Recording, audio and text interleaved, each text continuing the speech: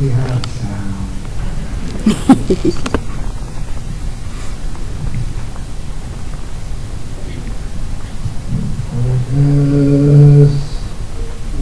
Wait for the last people to come. There are still some people who are just finishing off their breakfast. They probably started at 6:30 and they're still finishing it off.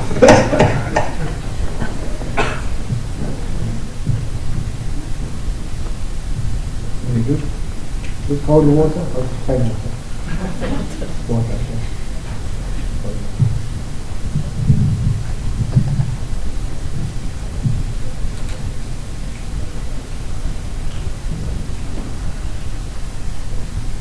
I don't know why people are waiting for you to come in. There's one of the stories about holy water I like telling people, and that is if ever you go to Australia, it's one of the items you're prohibited from bringing into the country. You can't bring weapons, you can't bring drugs, you can't bring pornography, and you can't bring holy water into Australia. It's true. I think the reason why you can't bring holy water into the country, this is the story I heard, that some years ago there was a gentleman, he arrived at the airport in Perth, and he went through the Green Channel. At the time they had a Green Channel, there was nothing to declare, and the customs officers, they always check somebody at random, and he got chosen. And can you please open your suitcases, sir? And underneath all of the suits and shirts and jumpers, at the bottom they found a bottle of whiskey. He said, "Sir, this is whiskey, you didn't declare it."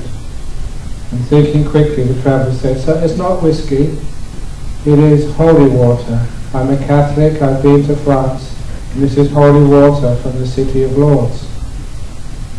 And the customs man says, "Well, why on the outside of the bottle does it say Johnny Walker?"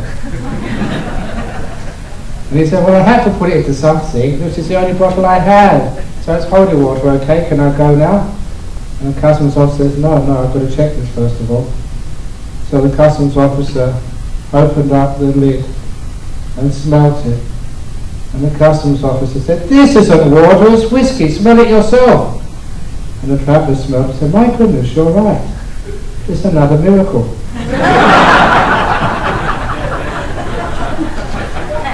So ever since that time, you can't drink holy water in Australia in case it turns into alcohol on the way.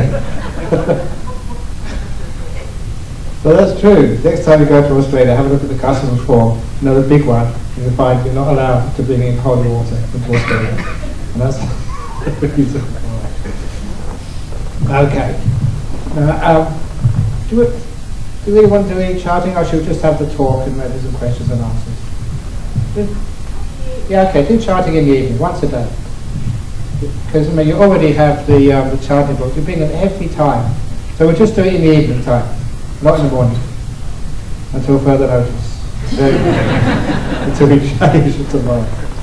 So, okay, you can keep them with you, or very good, okay, we're collecting all the... So, can you please, like in school, can you please pass it to your right, and then the class monitor, Miss Angie Maxfield, will collect everything up. The headmaster said no charge. That's right, yes. We chant in the evening time. Very good. Okie dokie.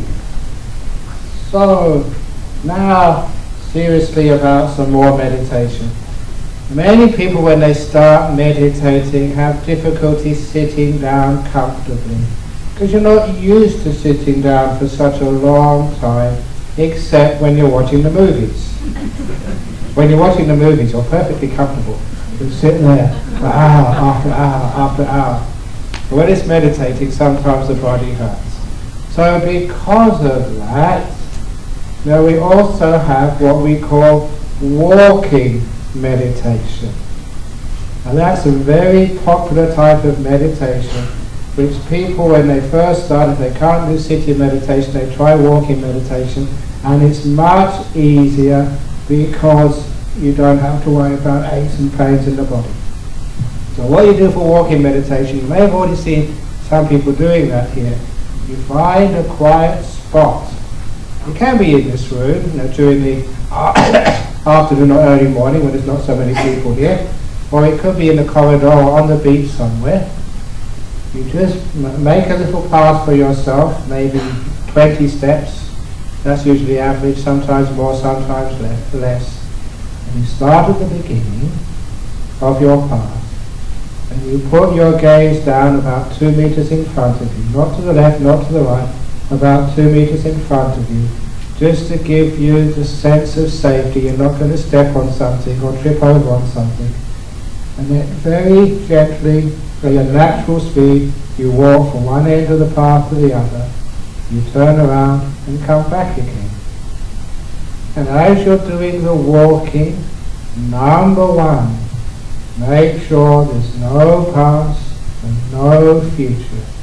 So you don't start thinking of where you come from and all the things which have happened to you in your life. Nor do you really start planning what you're going to do later once it's finished. Number one, present moment awareness. Just be here with the walking. And number two, don't go thinking about all sorts of ideas. Don't write your biography or compose your novel or start thinking about the deepest Dhamma. Shut up. Be quiet inside and just be there while you're walking. And what you can focus on is just the movement of your legs. So you know first of all which leg is moving, the left or the right, and how it moves. One thing you can ask yourself is when you walk, naturally, not forced, which part of the feet lifts up from the ground first? And which part of your foot is the last to leave the ground? And as you walk, does the foot go straight up, or does it go backwards slightly? And how does the foot swing through the air as it moves forward? Which part of the foot touches the ground first? Which last? So you're putting your mindfulness on the movement of your legs as you're walking. And once one foot is moved forward, you can feel the weight of your body transfer to that foot, so the other foot can lift up, move forward, and then step ahead. So you're mindful of the feelings in your legs as you are walking, especially the feelings in your feet, which is why it's wonderful to be able to do this without any shoes or socks on, as long as you haven't got smelly feet, so that you can learn just how to walk very mindfully. And when you really get into this meditation, you get very peaceful. Then you can try and increase it to the next level, where you go walking on the swimming pool as you walk across the water, and that really impresses the hotel staff. That's only joking, don't try that. You'll drown. But the walking meditation makes you nice and peaceful. One of the reasons why is you're doing the essential present moment awareness. You're being silent, you're stopping all the thinking, and you're putting all the focus on a simple object of your feet moving backwards and forwards. And the most important thing is just keep the walking natural. You don't have to do slow walking or fast walking. In some retreats, they think the slower you walk, the more mindful you are. So I've seen people on these meditation retreats walking really, really slow. And if someone is next to them walking slower than they are, they get very upset and try and slow down. It is a competition of who can walk the slowest. Which has nothing to do with meditation. It's not a competition. If you want to walk fast, walk fast. If they want to walk slow, walk slow. You let your body do the walking, and you're just aware of the Our body and the feet move from one side to the other, and when you get to the end you turn around again and go back. The great thing about walking meditation, you don't get anywhere. You end up where you started, which is the meaning of life. It's true, you know, that when you're very young, you have no hair. When you're old, you have no hair. Just like that old story of the two old men sitting down together. And one was, they were in their 80s, and one was complaining, so terrible being old. I got aches here and aches there, I've got to see the doctor every second day for different ailment. Oh, it's really rotten being old. What about you? And his best friend, the same age, said, oh no, oh, it's wonderful being old. I feel like a newborn baby. But how can you feel like a newborn baby when you're over 80? He said, easy. Again, just like a newborn baby, I've got no hair, I've got no teeth, and I just wet my pants. Just like a newborn baby. That's what happens when you get old. You become like newborn baby again. No hair, no teeth, and you keep wetting your pants. So you don't really get anywhere in life, do you? All the stuff which you learn, you'll forget. Isn't that terrible? I shouldn't tell the children that because they still have to do the learning at school. You'll forget it all. And men and women, I always like this, that when they're born, you know, if you don't look at the genitals, you don't know which is a man or a boy when they're born. The same when they're very young. If they didn't wear girls' clothes and boys' clothes, there'd be hardly any difference to them. But when they get to puberty, we change, we look different. But then when we get to about 40 or 50, after menopause and all that, we all look the same. If we didn't do our hair, we're all flat again. Yes, you are.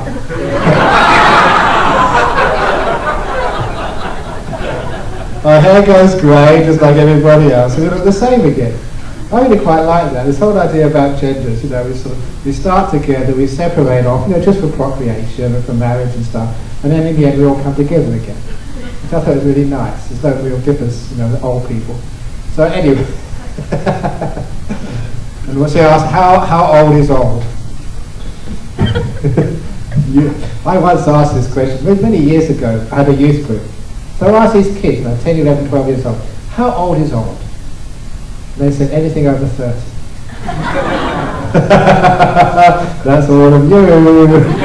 With only a couple of exceptions. So anyway, so with the walking meditation, just don't get anywhere, which is wonderful because part of this whole meditation is not trying to get somewhere. You spend all your life doing that, and that gives you so much stress. And when you get somewhere, can you rest? No, you've got to go and get somewhere else. So your life is when you arrive having to leave again for another destination. Never any stop or pause. Always going on to the next thing, the next exam, the next assignment, the next job, the next thing in life. There's no stopping. Except when you come to meditate. So as Ajahn Brahm said, this is one of those key teachings. We don't meditate to attain things. We meditate to let go of all that trying to attain. We meditate for peace, not for attainments. To be here, rather than always trying to get somewhere. So just be here. And that's one of the great things of walking meditation. You're not going anywhere. You start over there, you go over there, you go back again. Just like life. Backwards and forwards, that's all it is. And it teaches you, you're not getting anywhere. You don't have to. Because you've already arrived. That's one of those wonderful sayings. When you're successful in life, when you've actually made your fortune, when you've got your great house, when you've got your lovely family and fame, you've arrived. I don't want to work that hard to arrive. I want to arrive now. So, I arrived. This is good enough for me. So that means you don't have to struggle and strive and work hard. You can be peaceful. That's a wonderful thing about meditating. Just learning how to be peaceful. Right here, right now, with what you've got. Stop trying to attain something. So walking meditation is great. You can't attain anything anyway. You're just walking backwards and forwards, being peaceful, being here. And then you find everything you really aspired for, you get. Now, I was going to talk also about the breath meditation. Yesterday I talked about being in the present moment. Now you know that is again enough for any person who wants to get enlightened. Just being in the present moment, being more in the present moment, deepening present moment awareness, that itself is enough to get you so deep in meditation, being here, being now. Because all of that craving means you have a future you want to aim for. Any ill will is having a past you're upset about. So just being here.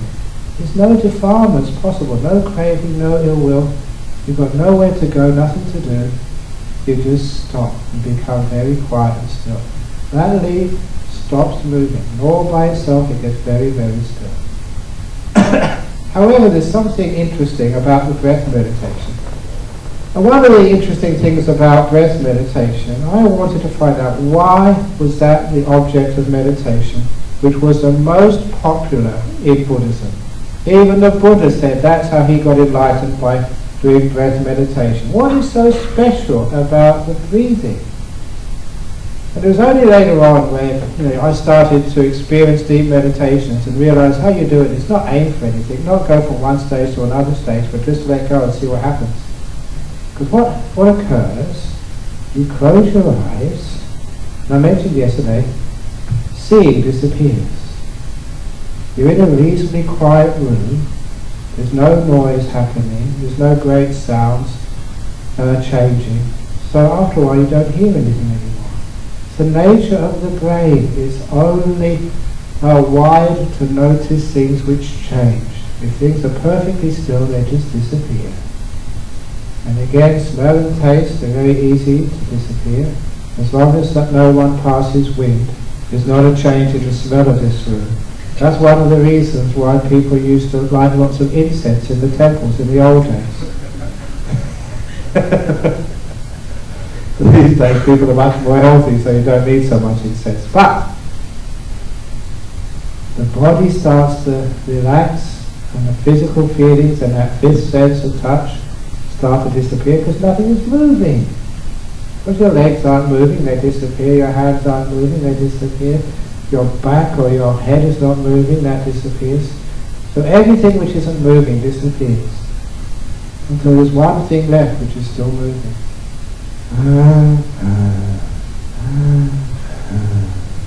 Your breath. And everything else disappears. That's the last thing which is moving. Which is why even if you don't decide to watch your breathing, it's just what happens as you start to become still and as things disappear. Can you hear that tapping outside? You can only hear that because that was moving, that was changing. It was a constant sound such as the aircon. Now you can hear it. A few moments ago you don't. It's only things which change which you notice. So because of that, when everything else disappears, the breath is the only thing left which is moving. Which is why a lot of the times the Buddha taught how to deal with that breathing, to calm it down so it too disappears. So this is basically what happens. As you do your meditation, you're letting go of the time, no past, no future, letting go of the thinking, focusing on what's really happening here. Usually it's maybe sounds, maybe physical feelings in the body. Until that starts to get so soft, you naturally become aware of your breath. It just comes to you. And I tell people that's the way I meditate. I never go looking for my breath. It just comes when everything else settles down. Now when that breath starts to come, people sometimes say, how should you watch your breath? Should you watch the breath at the tip of the nose? Should you watch your breath at the belly? Where should you watch your breath? And the answer is, it does not matter at all, as long as you are aware of your breath. So it's nice being a teacher who teaches people who aren't Buddhists, who've never meditated before in their lives. It's a clean slate, so I can actually teach them a very good method which doesn't confuse them, get it right to start with, and it's much easier.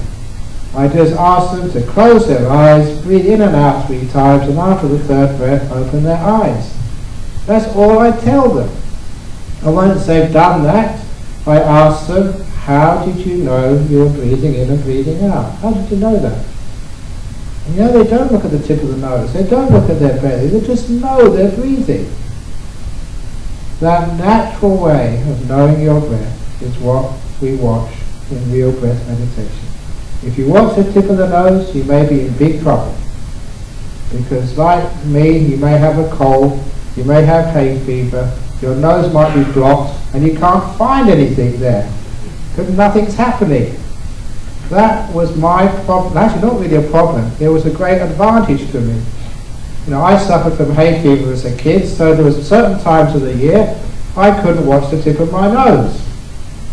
There was nothing coming out of that except really yucky stuff. Not breath. So, I was a great relief later on. I heard that you could watch the breath in your abdomen. And that worked for a while until I became a monk. And then when I became a monk, late in the afternoon or evening, when I started watching the breath of the abdomen rising and falling, my abdomen was so close to my stomach, I started to get very, very hungry. Oh, I haven't eaten for such a long time. Oh, I'm hungry. And so that never worked either. So instead, I was really, couldn't watch the breath of the abdomen, couldn't watch it at the tip of the nose, until you discovered you don't need to watch the breath at any of those places. Whether I was hungry, whether I had hay fever, I was always breathing, somewhere or other. I always knew the breath was going in, or was going out, or the stop was in between. I could always know that. And I realized that that is the object of meditation, called breath meditation. Wherever it is, however you know, you are breathing in or you are breathing out. That is how we do breath meditation. And please, never watch the breath of the tip of the nose with force, because a gentleman yesterday was asking about headaches in meditation. This is one of the other reasons why people get headaches when they're meditating, because they try to focus on the tip of their nose. Now usually you meditate with your eyes closed, so you don't realize what's going on. I am now going to meditate with my eyes open, watching the tip of my nose. I'll take my glasses off so it's much clearer what's going on. If I watch the tip of my nose, now my mind is going to the tip of my nose, and my eyes are going there as well. Now if you look at my eyes right now as I'm watching the tip of my nose, if I stay cross-eyed like this for much longer, I too am going to get a samadhi headache. And that's where much headaches come from. You've got your eyes closed, but underneath your lids, what your mind watches, your eyes go to as well. So your eyes point to the tip of your nose, you get headache. So those of you who get headache or tension, especially along here, when you're meditating, that is the major cause.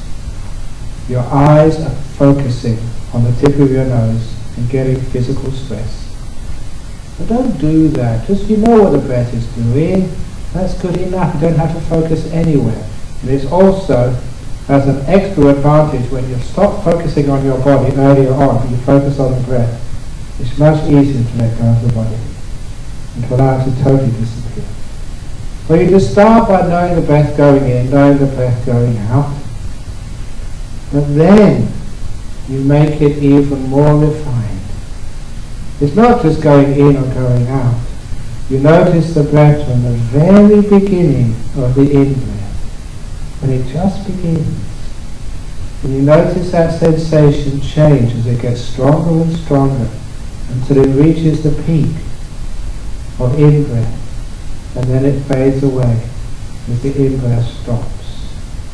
For me, and we all will breathe differently. My breath, as it goes in, it goes very, very slowly, it reaches its peak and very quickly stops and fades away. And then there's a space, a pause between the in-breath and the next out-breath. They don't follow each other immediately. There's a little pause. And And then the out-breath begins. And as it grows and grows and grows, as you breathe out, it reaches its peak again, and then it fades, for me, reasonably quickly, until the out-breath has stopped. And then there's another pause, until the in-breath begins again. And anyone who wants to try this, I'm going to give you a test. Because people from Singapore and Malaysia like tests. And the test is, I want you to find out which is the longest. The pause between the in-breath and the out-breath, or the pause between the out-breath and the in-breath. Which is longer? So you have to be very aware to be able to answer that question. And anyone who can't answer that question this evening will be in detention and will have to stay up longer tonight. No, I don't do things like that. But what it does, it gets you more aware of this breath. So you watch what we call the complete breath, from the very beginning of the in-breath to the end of the in-breath, the pauses between, the very beginning of the out-breath until it finishes. So that gives you hardly any space to wander off. You're just aware of the breath and nothing else in the whole world. Now sometimes people think, boring, watching breath go in, watching breath go out. How long do I have to do this? Breath go in, breath go out. This is so depressing. Breath go in, breath go out, breath go in. When is this gonna? It doesn't work like that. You try it. And what happens? Because you're focusing just on one simple thing.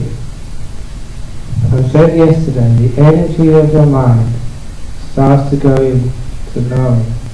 You get brighter, more aware, and more happy. You start to see this breath is actually very enjoyable. Strange, you might say.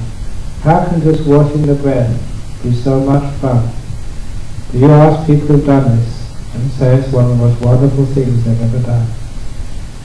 It's called the delightful breath. When breathing in, breathing out gets so wonderful, you're just having a great time. That is when you see people sitting here and they're missing breakfast, they're missing lunch, and they're sitting here not because they're forcing themselves to, it's because they're having just too much fun. This is where the meditation starts to take off. When you get to that stage of the delightful breath, the breathing in is so nice. Wow. Breathing out. Oh yeah. Keeping more. Breathing in. Whoa. That was nice. Breathing out. Whoa. Try to describe what it's like. But that's what it's like, having a wonderful time. That is an important stage of the meditation.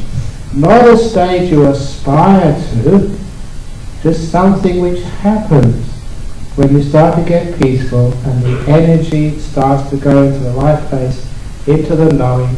The knowing wakens up and you're just happier and what you see is more beautiful. So there you are watching this delightful breath. In fact, it's so delightful and you're getting more and more peaceful. There's hardly any difference between the in-breath and the out-breath. It's just breath, that's all. And that is a very important stage in the meditation. You're just watching a delightful breath, and there's hardly any difference. And because nothing much is changing, hardly any difference between the in-breath and the out-breath, it disappears. And that's the point where you've left the body, the five senses have quieted down. They have disappeared, and you're just left with the sixth sense, which is this beautiful mind. If you don't get the delight first of all, before the body disappears, usually what happens is you don't really know what to watch. You get a bit confused. There's just emptiness, darkness, you don't know what's going on. Which is why it's more important to develop this delightful breath before the breath vanishes. If you have a delightful breath, it means your mind is energized. So the natural thing, what happens once the breath has done its job and disappeared, you see these beautiful lights in the mind. These are called the limiters. These beautiful lights appear. You're sitting down here and it's just like a flashlight in front of you. Or like a car headlight, or like the moon that's really bright. When people experience that for the first time, they always say, wow, somebody must be shining a light into this room. But look, the road outside does not go, it goes parallel to this room. There's no way a car headlight can come into this room. And we don't use flashlights here. So anyone who sees this light in this room during this retreat, there's no other explanation. It is a real, authentic limiter. Well done. Problem with human beings these days is they're so negative about themselves that sometimes they think, I can't get a limiter, not me. I've only just started meditating. I'm a bit of a scallywag. I've got a mistress which my wife doesn't know about yet. Or I spend too much money and I've debt trouble. I haven't told my wife. Whatever it is. Sometimes people have such a negative view about themselves. And when these things happen, they think, no, it can't be me. Not me getting a limiter. But it is. Well done. Enjoy it. A beautiful light comes in your mind. And usually at that time, not always, but usually, you will not be able to feel the body, hear sounds. All those five senses have vanished. And all you've got is beautiful light in the mind. Don't be afraid, don't be doubtful. It's just part of the meditation. The first time it comes up, it usually doesn't last very long. At least you've got a glimpse. When it comes up next time, you relax more, leave it alone. Your job is always to be the observer. Don't do things. Just be a passive observer. The more still you are, the more stable is that light in the mind. The more you move, the more that moves and disappears. Remember stillness. That is really what we're aiming for. To be more and more and more still. But don't worry, if you don't see that light on this meditation retreat, you will see that light one day. You know what I'm talking about? Everybody sees that light when they die. When you cark it, when you kick the bucket, and all these other words we have for dying. You've all heard those stories. Maybe some of you had those experiences yourself of dying, leaving your body, floating out of the body, and eventually going towards this beautiful light. Don't have to be a Buddhist, Christians, Muslims, atheists. Everybody has that experience at a certain time. And people nowadays, because of great advances in medicine, you bring them back again so they can actually tell the tale. This is what it was like. That's why it's a great time to live now, because we've got evidence for these things. You know why you see that light when you die? Because your five senses stop at that time of your death process. This is what happens in meditation. But you don't have to worry. In meditation, you do not die, you come back straight away. You don't go out of your body. It's just another form of the five senses stopping, and you start to see that beautiful light in the mind. Very, very pleasant. And perfectly safe. So safe that many people who had these terrible diseases, other cancers, and what's that other story? That's right, the fellow with psoriasis. This was one of the worst, it was actually not one of the worst cases of a skin rash I've ever seen in my life. This poor man was covered head to toe, literally. And he came to one of my retreats in Perth in a rubber face mask. And he said, I have to wear this just to stop me scratching my face, because this rash is all over me. I've tried doctors, specialists, psychologists, nothing has worked. I'm going to give meditation a shot just to see. But he said, please excuse me for wearing this mask. I'm not a bank robber, I'm not Batman, I'm just psoriasis man. because I got a terrible itch. And he said, also, please, I apologise if I have to leave the first day. It's just because it's just so much torture. I can't really stand just sitting still without scratching or doing something. And I'm being tormented by this itch throughout all of my body. He showed me part of his body. And it looked disgusting. Because this rash, those of you who had an itchy rash on a part of your body, imagine every inch of your skin you've got there. It's disgusting. I had so much sympathy for him. But I'm really pleased the guy lasted the whole 9 days of this retreat. And I was so impressed with him. I said, why, you got so much endurance? He said, no, it's not endurance, have a look. And he showed me, it all disappeared. There's only a tiny band on his ankles. And he said, that's absolutely nothing. Maybe other people will be upset by that, but not me. And it was like, he said it's like being taken out of a torture cell. And you can imagine just how happy he felt. And it wasn't just some myth. And he showed me his body, it was free. And it was the first time being free in I don't know how many months of this terrible psoriasis. So it's got huge health benefits when you get into these nimitta stages. You don't have to be afraid at all. When you're out of the way and you get into these stages where the five senses have dropped down, you are so safe, so great for your health and your energy. When you come out afterwards, you feel like you can, even as a 61-year-old, that's where I am, I can run the London Marathon and win it too. That's how fast you feel. It's huge amounts of energy. So it's a wonderful thing to do. So when it comes up, the reason I'm saying that, do not be afraid. It's a brilliant, wonderful thing to do. And number two, don't be excited either. Because sometimes people think, nimitta, I got nimitta, woohoo, yeah. Shut up, don't spoil it. A wonderful thing has happened, so just be as still as you possibly can and enjoy it to the max. That's what happens with the nimittas. After nimittas, that's the next stage is the jhanas, but I'll talk about those later on. But don't just think, oh, maybe that's for those people who are going to keep the 8 precepts later on. It's not just for those people.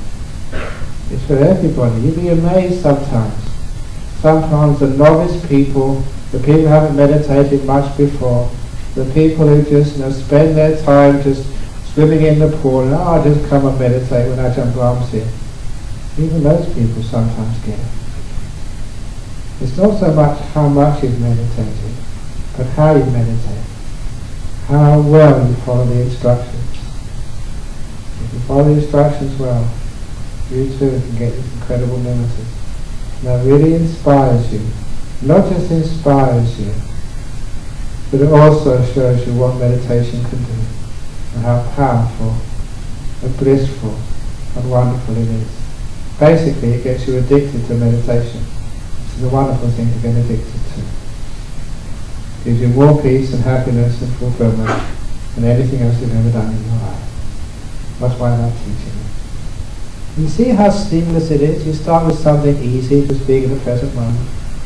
You go into watching the breath, yeah, you can do that. Watch the breath go in, watch the breath go out. And just almost without any difficulty, I've shown you how you get to the beautiful nimitta stages. It's that easy. And it happens. But the problem is, every time I start to describe these things, people get so much craving. Oh yeah, I want to. Other people have got these things, but I haven't. It's unfair. Okay, I'm going to really try this time. No more messing around. No more going to the pool. No more sleeping. No more watching TV. I am going to really meditate now for the rest of this day. I'm not even going to have lunch. I'm going to sit here, nimitta or bust. And if that's what you think, I guarantee 100% you will bust. That's not how to do these things. Be kind and be gentle. So in other words, just keep it easy, middle way. And usually these things happen when you least expect them. Because when you're expecting, you're wanting something. And just keep the instructions. All you really need to do in the present moment, just being here. Letting the energy of peace grow and grow and grow. This being quiet inside.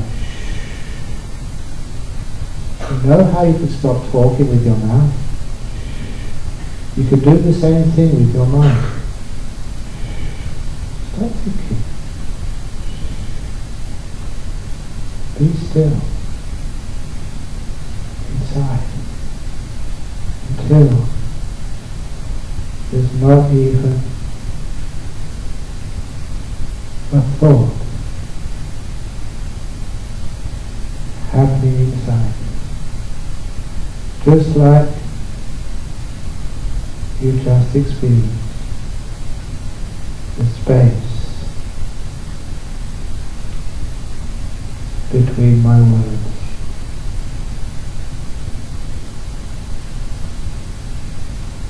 Isn't that beautiful? That's the silence.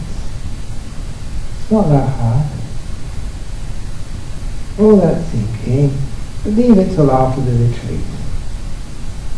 If you really have things to think about, give yourself a time of the day. Maybe you might call it 3 o'clock to 4 o'clock is my thinking time. Get all the thinking out of the way, and for the rest of the day, sharp. Or whatever it is, just be quiet inside. And then you're watching the breathing. And as you watch the breathing, everything calms down. Remember what I said, at the very beginning of the in-breath and the end, find out which is the longest, between the in-breath and the out-breath, or the out-breath and the in-breath, which pause is the longest. And just see if you get the breath so smooth and so beautiful, just happily watching the breath go in and out. And then soon, the breath will disappear and you see these beautiful lights. And then you have a great fun. Okay, so that is a little instructions there for you. Are there any questions you have about this morning's talk?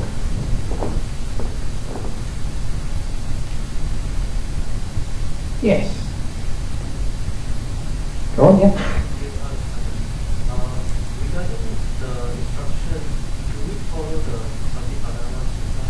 The Satipatthana Sutta.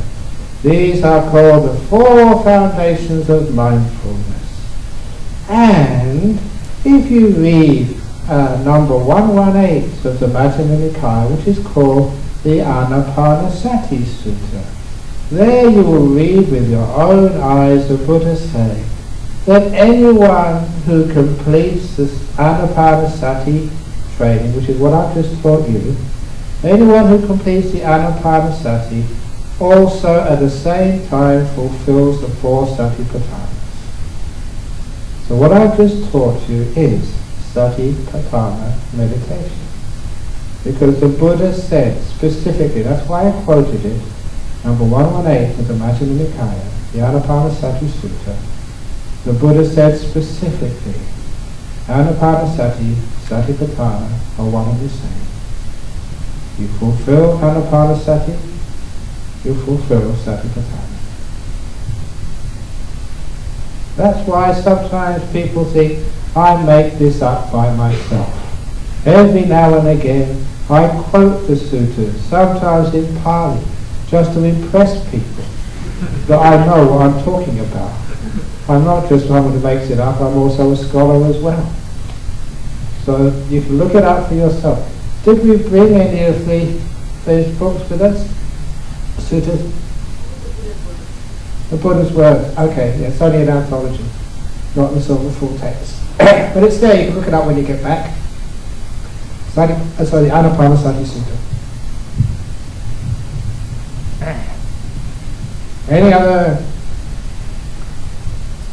questions we have? Yes? Ajahn, sometimes when I'm trying to focus on the breath, my heartbeat becomes more prominent than the breath. Do you have anything advice for that? Yeah, sometimes it is because you may get a bit excited. And when you get excited, that means that your heartbeat just gets abnormal, and then that's when you begin to notice it. The usual heartbeat, how often do you notice that during the day? Maybe when your girlfriend is sitting next to you, maybe.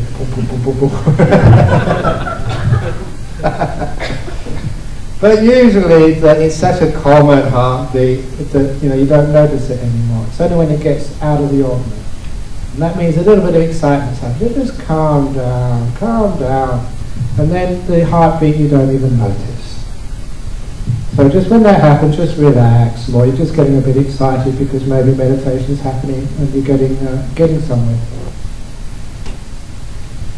Because if you calm down your heartbeat too much, you really calm it down. So just beating in, beating out. You know, when that stops, then you are in trouble. So it's okay when the breathing disappears, when the heartbeat disappears, then maybe it's a different thing. So a lot of times it's just an excitement. Yes? Exactly. Yes, that's... Okay. Now, number one, what you're saying is very true. Remember that your brain is mostly occupied by visual stimuli. So imagine when all that part of the brain, it doesn't need to attend to visual stimuli anymore. It's got all that capacity freed. So whatever you taste, smell, feel in your body, or even hear, you can hear with greater sensitivity. That's natural. That's what happens when you take away sight. The brain goes into sound and other things. So that's also why when you come in and go out of this room, because you can meditate at any time, I ask everyone to please do what we call in meditation the burglar practice. So as you come in, if somebody else is meditating here, you've got to imagine you're a burglar sneaking in to somebody's house. And you walk so carefully. You make one sound, and they will call the police, and you'll go to jail for a long time. And I've been visiting Changi Jail. It's not a nice place to go to. Which is why many burglars in Singapore are great meditators. At least they could be if they kept their precepts. Because they can walk so quietly. They can open and close the door and no one hears. And they can sit down on the chair and no one knows they've come. No one knows they've gone. Not like some of these people, it's like an elephant coming into the room. You sit down, bang, rustle, scrape, sneeze. Wow, it's like a whole army has come into the room. It's only one meditator. So, if you practice like a burglar when you come in and go out, I'm not saying that this should be your profession when you go home. I'm saying that you can actually come in and going out without disturbing anybody. That's a great practice in mindfulness, but it's also compassion for everybody else who's meditating. Because imagine you come in this room and you make a noise. The person sitting next to you is just on the edge of becoming enlightened, and you stop them. Wow, that's really bad. Imagine if that was when the Buddha was sitting under the Bodhi tree, and one of you decided to come and sit next to him. Rustle back. There will be no Buddha. So try and be very calm and very peaceful and quiet. But you can't be perfect. People are always making noises. Which is why Ajahn Brahm, again, his teaching, he once told us, monks, it's not the sound that disturbs you, it's you who disturb the sound. Very, very wonderful teaching. They make a noise, and it's gone in a second. But if we get upset by it, why did I make a noise? I'm going to tell Ajahn Brahm about this girl. She's always making a noise. She should be blacklisted. She should never be allowed to go in a retreat again. If she does, she should go and sit in the corner where she doesn't make other noises for other people. She is just a pain in the backside, always a pest, always slamming the door, and I have to sleep in the same room with her. She always snores. We should get rid of this pest. And now you just disturb the noise. The noise finished a long time ago. You keep thinking about it, getting angry at it. And you can't stop the noise outside. You certainly can do something with your reaction. So if somebody does make a noise, be kind. Have compassion. I don't know why they made a noise, but that's life. So as soon as the noise disappears, you don't even think about it. Then the noise doesn't disturb you anymore. And if there is a very loud noise, it's just a noise, that's all.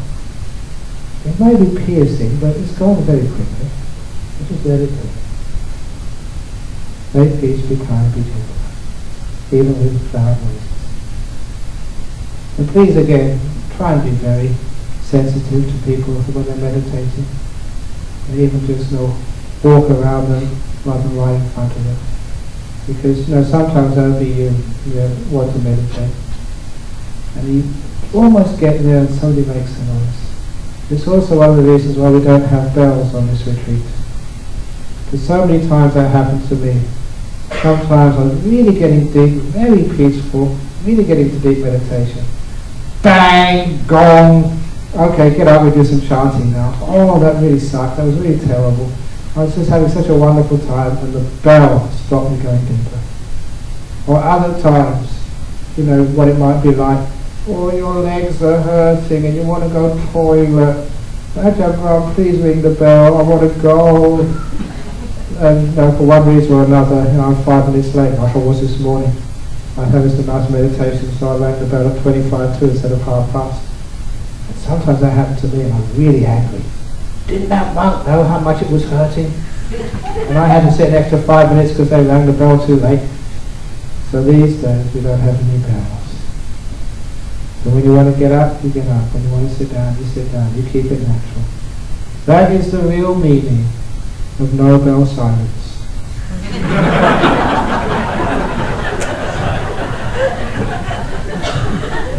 I'm glad you got that joke. Because if you have no bell silence, you have to have no bell silence first, and then some of you will win the Nobel Peace Prize.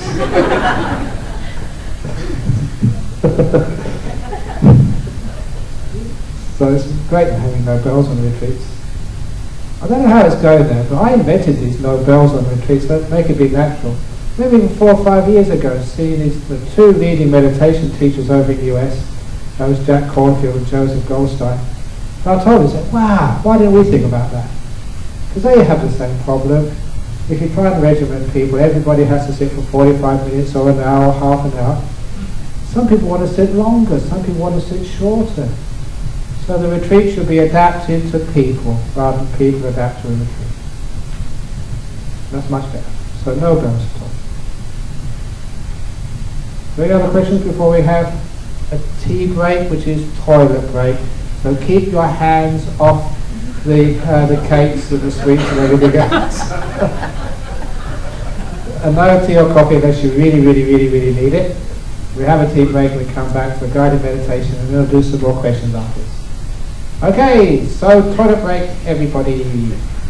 And somebody can bring the question box in because they're building up, so I'll do half an hour questions before we have the real tea break.